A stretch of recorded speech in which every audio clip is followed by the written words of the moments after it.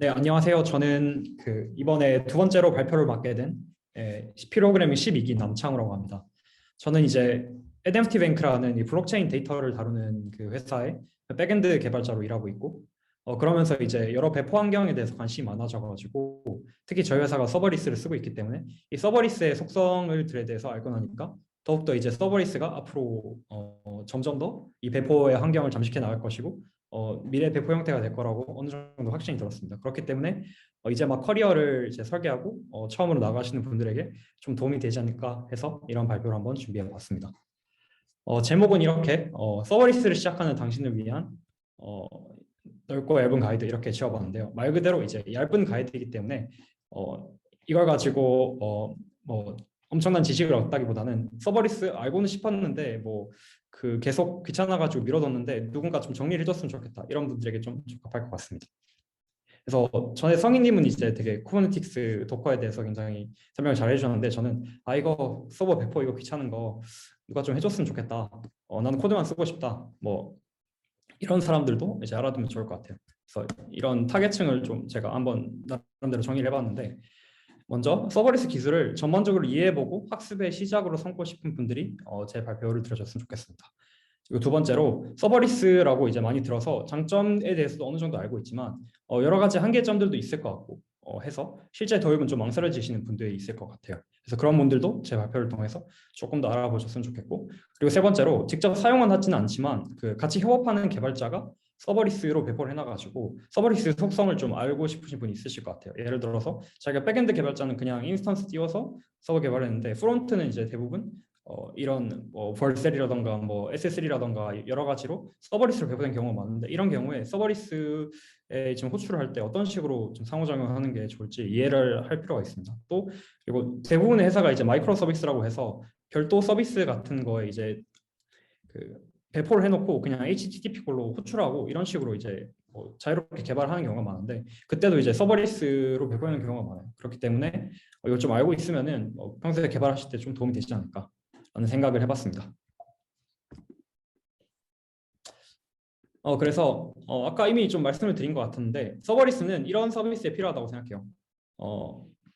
개발자가 이제 비즈니스 로직으로 코드를 잘 짜는 것에 집중하고 싶고, 배포를 위한 여러 뭐 지나는 과정들, 뭐 CPU는 몇 개를 소모하고 메모리는 몇 메가바이트고 뭐 스케일링을 하려면 어떻게 되고 이런 자잘한 과정들을 공부하고 싶지 않은 거죠. 두 번째로 서비스 초기이기 때문에 서버 비용도 어느 정도 부담이 될 거예요. 그렇기 때문에 아주 저렴한 비용으로 프로덕트를 런칭해놓고 유저들의 반응을 보고 싶다. 이런 분들에게도 적합합니다. 그리고 세 번째로 비정기적으로 트래픽이 몰리는 서비스들이 굉장히 많을 거예요. 대표적으로 이제 대학생들이 많으실 텐데 수강 신청 사이트가 있죠. 그리고 뭐 티켓팅 사이트 같은 것들도 있을 수도 있고, 또 뭐 마케팅 페이지들 같은 거를 이제 바이럴로 만들었는데, 바이럴 페이지 같은 경우에는 계속 트래픽이 없다가 어떤 인플루언서가 SNS에 한번 공유하면 갑자기 트래픽이 탁 튄단 말이죠. 그러면 이제 그 트래픽이 필 걸 계산해서 미리 막 물리적인 공간을 구비를 해놓고 요금을 계속 쓰기에는 부담스럽단 말이에요. 그렇기 때문에 이 서버리스를 쓰면은 계산한 만큼 연산한 만큼 비용이 들기 때문에 이런 면에서 되게 적합하다고 할 수 있습니다. 그래서 이런 분들에게 필요할 것 같고요. 이제 인트로는 이제 어느 정도 끝났고 이제 본격적으로 한번 들어가 보겠습니다. 서버리스라는 것을 한번 정의를 해보겠습니다. 서버리스는 코드만 작성하면 플랫폼이 알아서 배포하고 자원을 할당해주는 클라우드 컴퓨팅 모델입니다. 그러니까 클라우드 컴퓨팅이라는 데서 알 수 있듯이 좀 많은 부분을 클라우드 컴퓨팅 회사들인 AWS나 뭐 마이크로소프트 애저나 구글 클라우드 플랫폼에서 해주는 것이죠. 그래서 이 서버리스라는 건 사실은 일종의 과장법 같은 걸로 이해하시면 돼요. 실제로 서버가 없진 않죠. 서버가 없으면 리퀘스트를 보냈을 때 연산을 해서 리스폰스를 보내줄 어떤 뭔가가 없다는 뜻이잖아요. 그래서 서버는 있는데 실제로 서버가 없는 상태이다가 요청이 있을 때만 AWS 같은 플랫폼이 서버를 일시적으로 띄워줍니다. 그렇기 때문에 없다가 생겼다가 다시 없어지기 때문에 그냥 지금 현 상태는 없다 이렇게 해서 서버리스라고 볼 수 있는 것이고요. 좀 더 정확한 의미로는 개발자 입장에서 블랙박스로 넘어가 버렸어요. 그러니까 우리는 서버가 없다고 생각하고 코드만 쓰면은 알아서 돌아간다. 그러니까 서버가 이미 추상화돼서 우리가 생각할 필요가 없다. 그래서 서버리스다. 이렇게 그냥 간단히 한번 이해를 해볼 수 있을 것 같습니다. 그래서 제가 이제 플랫폼 얘기를 많이 들었는데, 이 서버리스 플랫폼은 이제 되게 많은 것들이 있는데 대부분 이제 AWS에 사용하실 거예요. 그리고 최근에 이제 GCP가 많이 좋아졌기 때문에 GCP도 많이 사용을 하실 겁니다. 그래서 AWS에 람다가 있고 GCP에 클라우드 펑션이 있어요. 이 두 개가 보통 되게 대표적인 서버리스 서비스들이라고 보실 수 있고, 이 서버리스 베포라를 지원하는 플랫폼들 기업에게 많은 부분이 위임돼 있어요. 그렇기 때문에 뭐 나중에 설명드리겠지만 이 플랫폼들이 굉장히 중요한 역할을 하기 때문에 좀 락인이 된 경향이 있습니다. 한번 AWS에 쓰면 잘 빠져나가기가 힘들고 그런 경향이 있을 수 있어요. 이 서버리스 플랫폼은 이 서버리스는 AWS 엘라스틱 빅스톡과 같이 플랫폼에서 서비스하고 조금 다릅니다. 이게 엘라스틱 빅스톡이 약간 실제 배포를 좀 도와주는 서비스 같은 건데, 이 도와준다 하더라도 결국에는 인스턴스를 정해야 되고 이 인스턴스의 사이즈와 형태를 수동으로 정해줘야 돼요. 어느 정도는. 하지만 서버리스 이런 건 마저 필요 없습니다. 그냥 코드 적으면 그대로 배포가 되기 때문에 그런 건 이제 플랫폼이 알아서 해주는 것이죠. 그리고 이제 가장 중요한 속성들 중에 하나인데, 이 요금이 플랫폼사에서 연산이 실제로 이루어진 만큼만 발생합니다. 그러니까 실제로 예시를 들면 GCP 같은 경우에는 호출 개수에 부과를 하고 그 다음에 또 연살량에 부과를 하는데, 이 개수에 부과하는 건 한 달에 200만 건까지는 무료입니다. 그리고 그 다음에 100만 건에 이제 몇천 원 이런 식으로 불어나기 때문에 요금이 상당히 저렴해요. 그래서 실제로 로켓펀치 같은 경우에는 그 한번 예전에 플랫폼 그 로그를 찍어서 인증한 적이 있는데, 한 달에 193만 건의 리퀘스트가 들어온 어떤 서비스가 있는데 거기에서 총 과금이 한 달에 8,000원 됐어요. 그러니까 굉장히 잘 사용하기만 한다면 엄청나게 비용 면에서 효과적인 서비스라고 할 수 있습니다. 그래서 이제 조금 더 들어가 볼 건데요. 펑션에서 서비스라는 개념입니다. 이 대부분의 서버리스는 이제 현재까지는 이제 펑션에서 서비스가 주류라고 할 수 있는데요. 어떤 이벤트가 발생해서 서버로 리퀘스트가 날아오면 그때 그거를 처리하는 함수를 작성합니다. 그래서 이 서버리스 함수는 보통 이제 파라미터로 리퀘스트를 받게 돼요. 그래서 이 리퀘스트에 대해서 뭐 파라미터 같은 걸 읽어와가지고 처리하는 함수를 작성하고 이제 그걸 이제 뭐 커맨드 같은 걸 입력해가지고 하면 그대로 배포가 되는 것이죠. 그래서 이렇게 이 함수 단위로 배포가 되는 게 서버리스 펑션에서 서비스고, 이 서버리스 펑션들을 여러 개를 배포해 놓고 조건에 따라서 서로를 콜하게 하는 방식으로 작동시킬 수가 있습니다. 그래서 기본적으로는 이 회사 내부에서 구현한 API하고 다른 어떤 서드파티 서비스의 API하고 같은 방식으로 호출돼요. 네트워크 콜로 그냥 호출하는 방식으로 그냥 호출하게 되고, 그런 면에서 뭐 되게 일관적으로 개발할 수 있기 때문에 장점이 많죠. 그래서 약간 이해하기 편하시게, 그러면은 이 서버리스로 아키텍처를 짜면은 어떤 점에서 좀 달라질까, 또 어떤 점에서 좀 간단해질까를 좀 설명을 드리겠습니다. 여기 이제 사진이 보이실 그러니까 왼쪽 그림이 보이실 건데요.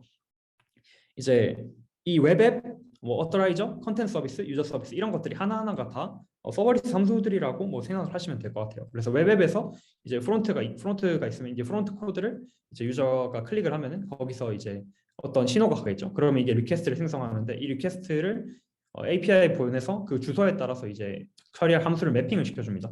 그럼 이제 어토라이저 같은 경우에는 나 아이디랑 비밀번호 뭔데 이 유저구나 하고 토큰 같은 걸 생성해주면 그 토큰을 가지고 인증을 해서 다른 컨텐츠 서비스나 유저 서비스로 가게 되겠죠. 그런데 보시면 이 컨텐츠 서비스하고 유저 서비스는 아예 따로 놀기 때문에 독립적이에요. 그렇기 때문에 실제로 배포하는 환경이 아예 달라도 됩니다. 그러니까 컨텐츠 서비스는 그냥 따로 떨어진 함수고 유저 서비스는 따로 떨어진 함수고 어토라이저도 마찬가지이기 때문에 실제로 이 세 함수가 같은 물리적 공간을 점유한 어떤 연산 디바이스 안에 들어있을 필요가 없어요. 그러니까 여러분이 실제로 장고 같은 걸 배포를 할 때 뭐 AWS의 인스턴스를 잡아가지고 거기다가 이제 배포를 하고 이런 걸 이제 처음으로 해보셨을 건데, 그런 것들이 필요가 없고 그냥 코드 작성해서 각각 다 그냥 호출하고 서로 이제 URL만 넣어주면 되는 것이죠. 그래서 인터페이스가 서로 약속이 돼 있으니까 자유롭게 프로그래밍 가능해요. 그러니까 이 컨텐츠 서비스는 뭐 파이썬으로 개발하고 유저 서비스는 타입스크립트로 개발하고 심지어 인프라도 다르게 사용해야 돼요. 컨텐츠 서비스는 AWS, 유저 서비스는 GCP 뭐 이런 식으로 각각 다르게 발표하고 서로 인터페이스와 URL만 공유하면 됩니다. 그렇기 때문에 굉장히 자유롭게 코드를 개발할 수가 있습니다. 그래서 이 개념을 조금 더 잘 이해하기 위해서는 마이크로 서비스라는 개념을 얘기하지 않을 수가 없는데요. 마이크로 서비스라는 것은 아까 말씀드렸던 어떤 물리적 공간을 점유하고 있는 단일한 서버 없이 독립된 기능을 수행하는 서버 여럿으로 기능을 분산시켜 놓은 것을 묘사하는 단어예요. 그래서 이 서버리스는 그냥 하나의 개념이고 그냥 기능이 독립적인 서버가 여러 개 있으면 되는 것인데, 이 서버리스는 이 배포단에서 마이크로 서비스 개념을 극한까지 밀어붙인 거예요. 그러니까 함수 단위나 뭐 여러 가지 단위로 그냥 그 배포까지 완전히 독립적으로 해버린 것이죠. 그렇기 때문에 마이크로 서비스의 극한이 서버리스다. 뭐 이렇게 간략히 이해해 볼 수 있을 것 같고요. 그래서 마이크로 서비스는 굉장히 유연하기 때문에 마이크로 서비스의 일부는 일반적인 AWS EC2로 인스턴스를 이용해서 배포하고 다른 뭐 간단한 것들은 서버리스로 배포하고 이런 서로 호출하게 만들고 이런 식으로 되게 유연하게 사용할 수 있을 것 같습니다. 그래서 본격적으로 이제 그러면 서버리스의 장단점에 대해서 한번 알아보겠습니다. 서버리스는 기본적으로 비용 절약에 아주 유리하죠. 이미 그 인트로 때 좀 말씀을 드렸는데요. 그걸 이제 이 서버의 그 모니터링 로그를 보면서 직접적으로 설명을 드리겠습니다. 여기 보시면 이게 지금 실제 로그인데 이게 곱하기 1000이 돼 있다고 생각하시면 돼요. 그래서 옆에 이 왼쪽 그림을 보시면 10, 20, 32 세로축에 이렇게 그려져 있는데 이 곱하기 1000을 하셔가지고 10이면 만이죠. 그러니까 분당 한 15,000건 정도가 요청이 들어오는 서비스라고 생각하시면 돼요. 근데 이제 평균이 15,000이라는 거지 실제로는 뭐 대부분이 15,000 밑에서 놀고 있다가 이렇게 뭐 보라색 선이 실제 그거 리퀘스트인데 이렇게 뭐 대부분이 이제 밑에서 놀고 있다가 어느 순간에 갑자기 뭐 1시 6분이 되니까 갑자기 리퀘스트가 2만 몇천 건으로 치솟았다가 다시 줄어드는 게 볼 수 있죠. 그러니까 대부분의 서비스가 어떻게 보면 이런 식이라고 볼 수 있어요. 그러니까 뭐 유저들이 자는 시간도 있을 것이고 뭐 여러 가지 이유에 있어서 뭐 일정하게 되는 서비스보다 이런 식으로 불규칙한 서비스가 훨씬 더 많을 것인데 만약에 저희가 평균을 내가지고 15,000건의 리퀘스트를 대응할 수 있는 서버를 구축해 놨다고 합시다. 그러면은 15,000개가 이제 그 서버는 대부분의 시간 동안 리소스 과잉으로 좀 놀고 있다가 갑자기 25,000건으로 그 리퀘스트가 많아지면 그때는 또 대응을 못해서 유저들이 기능장애를 얻겠죠. 그렇기 때문에 실제로는 평균을 잡아서 15,000개를 하는 게 아니라 이 최대값에 맞춰가지고 25,000개 또는 안전마진 잡아서 3만 개를 처리할 수 있는 리퀘스트 3만 개를 처리할 수 있는 서버를 갖춰놔야 합니다. 서비스가 구동되기 위해서는. 하지만 서버리스에서는 플랫폼이 알아서 이 리퀘스트 들어온 만큼 그거에 해당하는 서버를 띄워줘요. 그렇기 때문에 이 최적 리소스를 분배해가지고 연산을 사용할 수 있습니다. 사실 그렇기 때문에 플랫폼 입장에서도 연산 비용을 이제 최적화시켜 놨기 때문에 싸게 공급할 수 있는 것이고 뭐 서로 윈윈하는 것이죠. 네, 그래서 이 장점을 조금 더 다 있는데 오토 스케일링이 된다는 거예요. 이걸 이제 아까 비용면을 조금 더 기술적으로 풀이한 것인데 오토 스케일링이라는 게 뭐냐? 리퀘스트가 순간적으로 많아도 그 대응할 서버를 순간적으로 많이 만드는 이 스케일링 과정을 자동화해 주는 것. 그게 이제 오토 스케일링입니다. 그래서 실제로 왼쪽도 이제 서버 로그인데 이게 지금 뭐 10건 정도가 이제 반복되다가 갑자기 서버 리퀘스트가 200개가 왔죠. 이러면 이제 어떤 식으로 그 플랫폼에서 그러니까 대응을 해주느냐를 이제 도식화해서 설명하면 오른쪽 그림이 됩니다. 그러니까 처음에는 뭐 10개 정도 오니까 이 서버 관할되어 있어요. 여기서 이제 이 서버의 실체를 말씀드려야 되는데 이 서버의 실체는 지난 그 발표 때 성인님이 말씀해 주셨던 도커예요. 도커 컨테이너가 떠가지고 이 서버에 요청을 처리해 주는 거예요. 그래서 도커가 한 80개 정도까지는 하나가 이제 처리를 합니다. 그래서 이제 뭐 한 개였을 때도 이제 도커가 하나가 처리하다가 뭐 여러 개 왔을 때도 한 개 처리해요. 근데 이제 한 3번 그림쯤 되면은 굉장히 리퀘스트가 많아졌어요. 그래서 한 80개 넘겨서 뭐 100 몇 개 이렇게 갔으면 그걸 처리하기 위해서 이 플랫폼사가 자동으로 컨테이너를 띄워줍니다. 그래서 컨테이너가 이제 여러 개 복제돼서 뜨면서 요청을 받아주는 거예요. 그래서 이게 뭐 사실은 굉장히 뭐 많이 갈 수 있죠. 1,000건, 만건, 10만 건, 100만 건 이렇게 올라가도 알아서 이제 플랫폼사가 컨테이너를 많이 띄워줘가지고 요청을 처리하게 됩니다. 그러니까 실제로 이런 오토 스케일링을 뭐 실제 뭐 그 일반적인 AWS 인스턴스를 잡아서 하려면 굉장히 어렵겠죠. 하지만 뭐 플랫폼사가 알아서 해주기 때문에 이런 것들은 개발자들이 고민하지 않아도 된다는 겁니다. 그래서 이제 본격적으로 좀 더 알아보려고 하는데요. 이제 장점을 알아봤으니까 단점을 알아봐야겠죠. 이 단점을 알기 위해서는 어쩔 수 없이 컴퓨터 공학이나 뭐 이 플랫폼이 실제로 내부에서 어떻게 작동하는지를 조금 알 필요가 있어요. 그래서 이 AWS 람다가 어떻게 작동하는지를 이제 왼쪽 그림을 통해서 나타내고 있는데 실제로 그 컨테이너를 플랫폼이 띄워주는데 그걸 어떤 식으로 하냐면은 이 컨테이너를 엄청나게 많이 뭉쳐놔가지고 플랫폼이 그냥 계속 들고 있습니다. 그 전에 성인님이 발표해 주셨던 쿠버네티스 같은 거를 뭐 플랫폼사가 이제 내부적으로 쓰면서 컨테이너를 계속 살려놨을 거예요. 그럼 이제 컨테이너가 어떤 특정 클라우드 펑션으로 URL에 리퀘스트가 들어올 겁니다. 그러면은 이 컨테이너가 실제로 이미 매핑이 돼 있으면은 걔가 처리를 할 것이고 매핑이 안 된 게 갑자기 들어오면은 이제 비어 있는 컨테이너에서 하나 골라가지고 이렇게 펑션을 대응시켜서 이 함수를 처리할 수 있는 컨테이너 상태로 만들어주는 과정이 필요하겠죠. 그래서 이 만들어주는 과정을 하는 과정에서 딜레이가 걸릴 수밖에 없어요. 그러니까 컨테이너를 가져왔죠. 그리고 이 컨테이너가 코드를 다운로드를 받아야 될 거예요. 그리고 컨테이너가 스타트되고 그 다음에 뭐 Node.js면 Node.js, 파이썬이면 파이썬 이런 식으로 이 함수가 그 언어가 돌아갈 수 있도록 런타임도 부트스트랩이 돼야 됩니다. 그렇기 때문에 이런 것들을 만들어내는데 기본적으로 지연 시간이 존재하게 되고 유저가 어느 정도 렉을 느끼게 됩니다. 이거는 이제 기술적으로는 좀 어려운 문제인데 상당히 좀 일종의 꼼수로서 쉽게 해결을 할 수가 있어요. 그러니까 보통은 스케줄러 같은 걸 셋업을 해놓고 주기적으로 함수를 호출해요.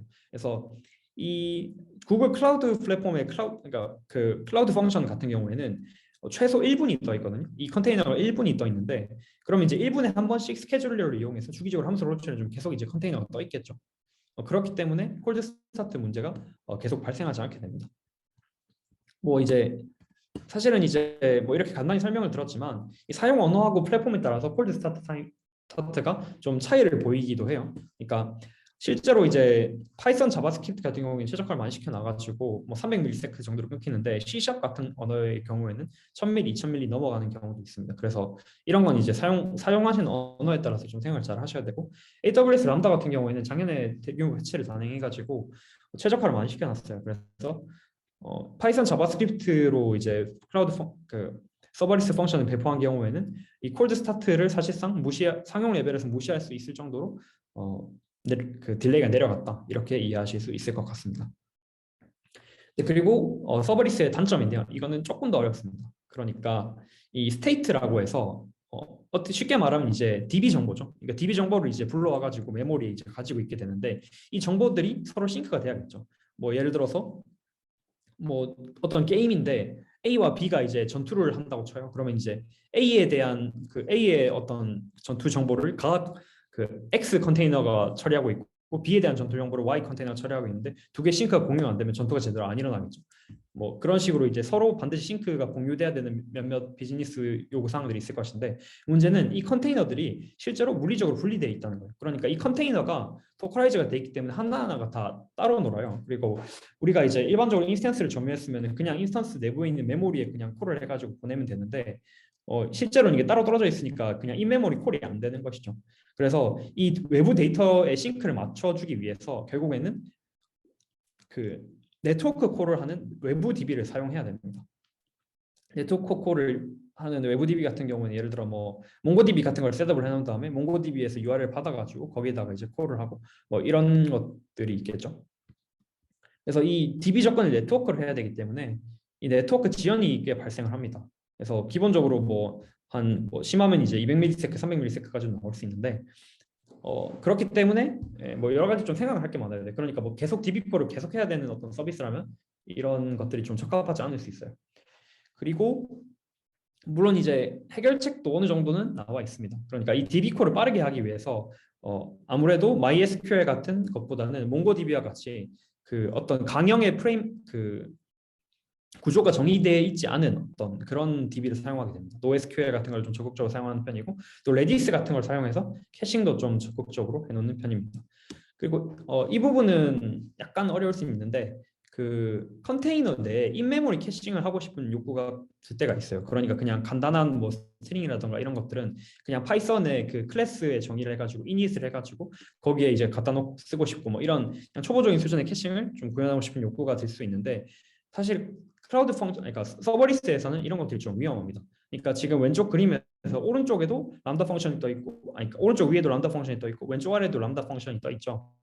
근데 이제 이 람다 펑션이 각각 다른 어떤 컨테이너에 떠 있을 수 있기 때문에 오른쪽 위에 어떤 펑션을 쓰는 컨테이너에서 내부적으로 메모리에다가 뭔가를 저장해 놓으면 밑에서 이제 동일한 연산을 수용했을 때는 그 물리적인 디바이스에 그 메모리가 없으니까 실제로는 그게 없다고 하고 에러를 내는 경우가 발생합니다. 그러니까 그냥 인메모리 캐싱 이런 거는 좀 상당히 주의를 해야 된다. 그렇게 좀 조언을 드리고 싶고요.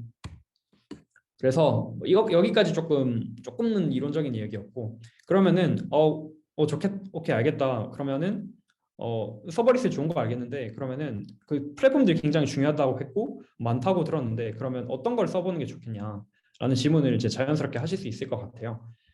저 같은 경우에는 GCP를 추천합니다. 이 GCP가 물론 이제 AWS 람다 같은 것들이 이제 점유율이 좀 더 높긴 하지만 개발자 입장에서 좀 더 커스터마이징하고 단점을 느끼면 이제 어떤 다른 쪽으로 넘어가고 이런 그 프레임워크가 되게 잘 돼 있어요. 그래서 이 GCP에서 이 서버리스 시리즈들이라고 부르기를 좋아하는데 저는 이게 저 오른쪽 그림을 보면은 제일 왼쪽 끝단에 컴퓨터 엔진이라는 게 있죠. 이 컴퓨터 엔진은 AWS를 치면 EC2 인스턴스 같은 거예요. 그러니까 여기서 이제 고정된 인스턴스를 가지고 있는 어떤 서버리스가 아닌 완전히 그냥 다른 서비스죠. 그리고 맨 오른쪽 끝에 파란색 아이콘을 보면 아까 소개해드렸던 클라우드 펑션이 있어요. 이 클라우드 펑션 같은 경우에는 펑션에서 서비스로 아까 설명드렸던 그 개념입니다. 그러면은 그 사이에 여러 가지 개념들이 존재하는 거예요. 그래서 하나하나 설명을 드리겠습니다. 이 클라우드 펑션 같은 경우에는 일반적인 FAS 서비스고요. 서버리스고요. 기본적으로 1분간 지속되고 최대 세팅을 하면 9분까지 늘릴 수 있습니다. 그리고 이제 클라우드 런이라는 이제 재밌는 서비스가 있는데요. 클라우드 런은 리퀘스트를 처리하는 도커가 있다고 했잖아요. 이 도커를 직접 세팅을 할 수 있습니다. 그래서 아까 성희님이 설명해 주셨던 어떤 뭐 도커 파일을 이제 야물 파일로 설정하게 되는데 그 야물 파일을 개발자가 적어줘가지고 이 도커가 어떻게 뜨고 뭐 어떻게 뭐가 설치가 되고 이런 걸 이제 세팅을 할 수가 있는 것이죠. 이거의 장점은 뭐냐면 이게 도커를 좀 더 우리가 세밀하게 설정했기 때문에 이 플랫폼사가 알아서 해줬기 때문에 이 플랫폼사를 어느 정도 믿고 맡긴 부분에 해당하는 만큼 저희가 약간의 좀 손해가 있습니다. 그거는 아까 말씀드렸던 클라우드 플랫폼에 락인이 된다는 거죠. AWS가 어떤 짓을 어떻게 해주는지 정확히 모르기 때문에 AWS에 있던 그 서비스를 GCP로 옮기기가 약간 부담스러울 수 있어요. 그런데 이제 도커 세팅을 우리가 가지고 있으면 야물 파일을 가지고 그대로 넘어가면 그런 걱정은 상대적으로 덜 해도 되겠죠. 그래서 이 도커를 직접 세팅할 수 있는, 그러니까 그 서버리스 함수를 처리하는 이 컨테이너에 대한 직접 세팅을 할 수 있는 점에서 되게 혁신적이라고 할 수 있고, 구글에서 이 클라우드 선 서비스를 이제 굉장히 잘 선보였기 때문에 이것 때문에 GCP를 쓰는 경우가 많습니다. 그래서 이 GCP는 기본적으로 아까 설명드렸듯이 컨테이너고 컨테이너 하나당 80개 요청을 처리합니다. 그리고 요청에 따라서 컨테이너 숫자가 자동으로 늘어나요. 그래서 이 클라우드 런 같은 경우에는 최소 15분에서 설정에 따라서 최대 3시간 동안 떠 있을 수 있습니다. 이 시간을 말씀드리는 이유는 뭐냐면 이제 연산을 하는데 이제 되게 뭐 많은 시간이 걸릴 수 있어요. 대표적으로 이제 크롤링 같은 걸 하게 되면 이 크롤링 함수가 이제 굉장히 좀 많은 시간을 소모할 수가 있는데 뭐 그때 이제 예를 들어서 뭐 크롤링 하는데 대충 5분이 걸린다. 그러면 이제 클라우드 펑션 쓰면 되겠죠. 근데 이제 한 30분은 걸리는 것 같다. 그러면은 클라우드 런을 쓰셔가지고 30분 동안 이 클라우드 펑션 함수를 이제 쓰시면 되는 겁니다. 근데 이제 3시간은 넘어간다. 이러면은 이제 다른 서비스를 써야 하는 것이죠. 그리고 구글 쿠버네티스 엔진이라고 해가지고 이 그 다음에 도커에서 조금 더 나아간 개념이에요. 그러니까 바로 이제 30분 전에 김성희님이 이제 발표를 잘 해주셨듯이 이 도커를 어떻게 하면 오케스트레이션을 잘할 것인가 이걸 이제 자동화해주는 것이 쿠버네티스인데 이 많은 수의 도커를 동시에 실행시켜서 연산을 할 수가 있습니다. 그래서 그 세부 세팅을 줄 수 있고 뭐 클라우드런의 강화 확장판이라고 할 수 있어요. 그래서 그러니까 개발자가 클라우드 펑션을 쓰다가 뭐 좀 한계를 느끼면 클라우드 런으로 넘어오고 그 다음에 이것마저도 한계를 느끼면 쿠버네티스로 넘어오고 이런 식으로 이렇게 이 라인에 따라서 그 요구사항을 바꿔가면서 쉽게 컨버팅을 할 수 있기 때문에 GCP를 추천하는 바입니다. 그래서 너무 이제 이론적인 얘기만 한 것 같아가지고 조금 예시를 들고 끝낼까 하는데요. 제가 이제 실제로 구현했던 이게 사이드 프로젝트입니다. 이게 사실은 이제 NFT 투자를 하려는데요. 이 NFT가 뭔지는 이제 다음 시간에 재봉님이 설명을 잘 해주실 것이고 어쨌든 이게 그림이나 게임 아이템 같은 거를 파는 이제 투자 대상이라고 할 수 있어요. 그럼 이제 이 투자 대상들이 있는데 NFT가 실제로는 이제 아직 시장이 좀 미성숙하다 보니까 투자 모임 같은 것들이 활성화돼 있는데 이 투자 모임들이 좀 자동화가 안 돼 있고 뭐 리더가 그냥 뭐 기사 보고 좋다고 가져오고 뭐 그냥 뭐 텔레그램 챗방에서 간략히 투표 받아서 사고 막 이런 경우가 많았어요. 그래서 이걸 어떻게 좀 거학화시키고 자동화시킬 수가 없을까 해서 고안해낸 서비스입니다. 그러니까 GCP 클라우드 펑션이 이제 모든 걸 거의 다 한다고 보면 되고요. 스케줄러가 있어가지고 매일 오후 1시에 클라우드 펑션의 특정 함수를 때립니다. 그러면은 이제 화이트 리스트 해놨던 NFT 프로젝트 그냥 이 프로젝트별로 뭐 어떤 뭐 게임 같은 거예요. 그러니까 뭐 엑시 게임 뭐 이런 것들을 이제 리스트를 쫙 가져와 가지고 팔려고 내놓은 리스팅 물량을 보고 저평가된 걸 찾습니다. NFT 뱅크라는 회사에서 이제 그 아이템에 대한 가치 평가를 어느 정도 제공을 하거든요. 그러면 이제 뭐 100불에 올라왔는데 실제로 이게 가치가 200불이면 굉장히 저평가된 거죠. 그러면 누가 이제 돈이 급해서 덤핑을 한 거니까 이거 사면은 돈이 되겠다 이렇게 판단을 할 수 있겠죠. 그러면 이제 그 클라우드 펑션에서 그걸 자동화해가지고 텔레그램 챗봇으로 이제 그 자동화된 투표 이거 좋은 것 같은데 사주세요 하는 이제 투표를 올립니다. 그러면 이제 투표 응답을 하겠죠. 어쨌든 이 콜을 받는 것 그리고 그 화이트 리스팅된 어떤 그 프로젝트를 가져오는 DB 콜 그리고 이 NFT 뱅크 에스티메이트 조회 그리고 매수매도 투표 실행 그리고 투표 응답을 받아서 처리 이런 모든 것들을 저는 서버리스로 구현을 해놨고 이 서버리스 펑션들이 서로를 막 이제 호출해 가면서 비즈니스 로직을 구현하게 되는 것입니다.